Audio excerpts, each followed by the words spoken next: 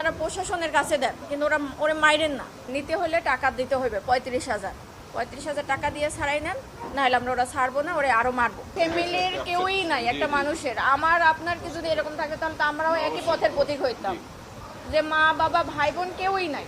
মূলত 11টার দিকে আমার বাবাকে ফোন দেওয়া হয়েছে, রাত 11টার সময় ফোন দেওয়া হয়েছে, আপনি কি তোফাজ্জেলের মামা? তখন আমার আব্বা ধরছে যে, তখন বলছে যে তোফাজ্জেল এরকমের আমরা ওরা আটকাইছে, এই হলে আছে, এখানে এখন ওকে মানে নিতে হলে টাকা দিতে হবে 35,000 টাকা দিয়ে ছাড়াই নেন, নাহলে আমরা ওরা ছাড়বো না, ওরা আরো মারবো। তখন আমার আব্বা বললো যে আমি তো গ্রামের বাড়িতে, আমি কিভাবে করবো। তখন আমার আব্বা আমাকে ফোন দিছে যে তুমি একটু কথা বলো, তোফাজ্জেল নাকি এরকমের মানে উনি ওর হলে এরকমের ওর কথাবার্তা অসঙ্গতি পাইছে, এই জন্য ওরে ধরছে, ধইরা ওরে মারতেছে।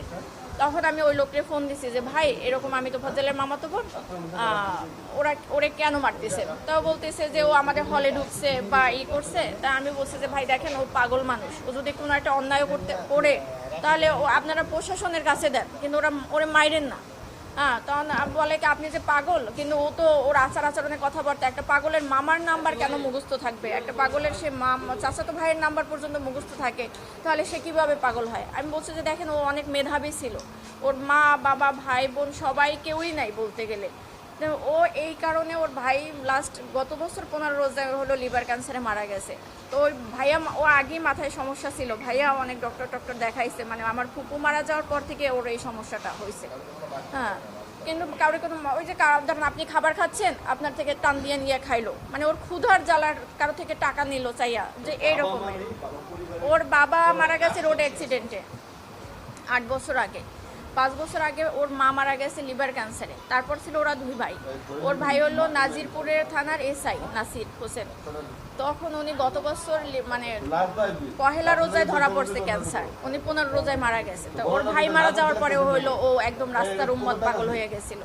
তারপর আমরা অনেকবার ট্রাই করছি ওরে পাবনায় নেওয়া ডক্টর দেখানোর জন্য বা করার জন্য, কিন্তু ওরে মানে ইয়ং তো, ওরে ধৈর্যাও বাইকটাও রাখার মতো ওরকমই না। একবার সিকল ভাইকেও ছুটে গেছে, যেদিনকে আমরা সকালে পাবনায় নিয়ে যাব।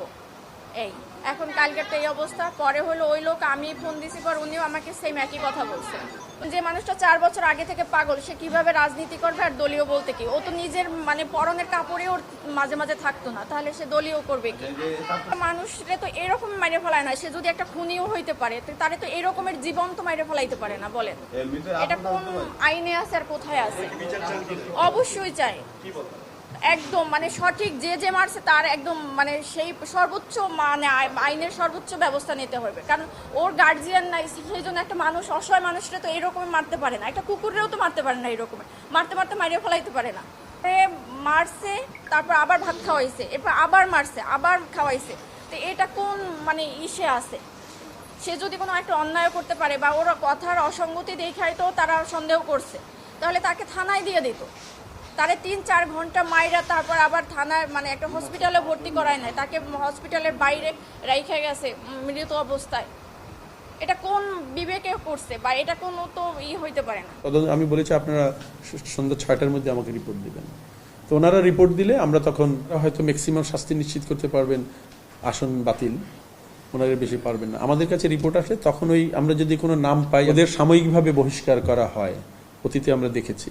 তারপরে তদন্ত চলে, সিন্ডিকেটের রিপোর্ট হয়, ইফ ইট ইজ ওকে দেন ওদের চূড়ান্তভাবে বহিষ্কার করা হয়। এইটা হলো আমাদের প্রশাসনিক প্রক্রিয়া চলছে একদিকে, আর একটা হলো আইনি প্রক্রিয়া চলছে। আমরা এই DC crime, ADC crime, Shahbag থানা, ওনাদের সাথে ওভার টেলিফোন কথা হয়েছে, তাদেরকে আমরা আসতে বলেছি। কিভাবে ইতিমধ্যে আমরা হলেও বার্তা দিয়ে সকালে বার্তা দিয়েছি যে আপনারা গেট লক রাখেন যাতে কেউ বেরোতে না পারে।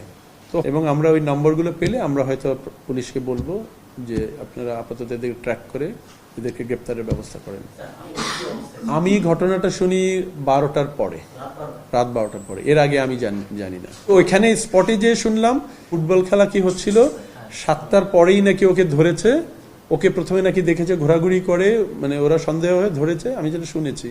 তারপরে নাকি 10টা, আমি দেখলাম সিসিটিভিতে যেটা দেখলাম 22টা সামথিং আর কি,